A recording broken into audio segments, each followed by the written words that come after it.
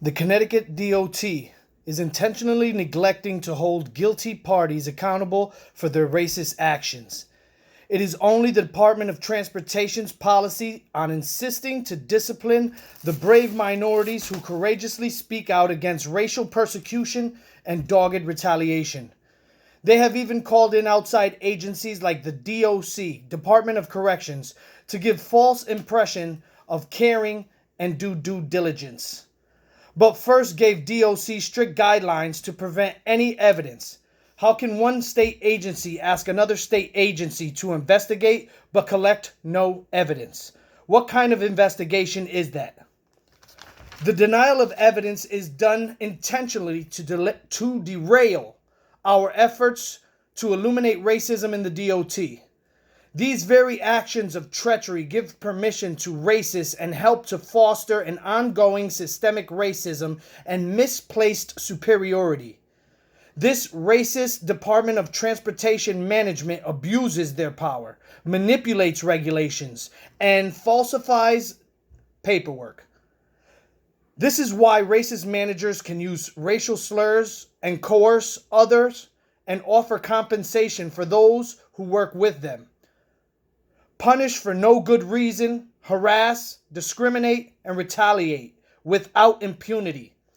It is policy for the DOT to punish the victims and promote the guilty. Ever heard of gotta F up to move up?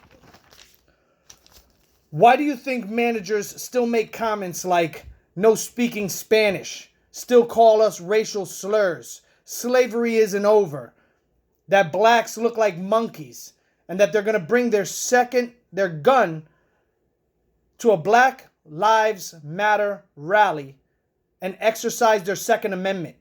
That we should put plows on the trucks because all lives splatter. Because they know they are safe. Management, HR, affirmative action, and even our own union have worked together to silence and punish victims while the guilties are promoted. For the guilty, there are no repercussions. There is no accountability. And that is why the minority community of the Department of Transportation is drowned in racial discrimination, harassment, and retaliation. In our attempts to seek help, many of us have sought the aid of the human resource manager, a black woman, thinking she would be key to peace and safety. But instead, she denied our proof and evidence and denied even the presence of racism. Because for people like her, selling out is more profitable. She must have been trained well. All over America at this time, in today's society, the people who have been proven to be racist or aid others in racist affairs are fired. Why not here? Because the DOT is built on, run by, and protecting systemic racism.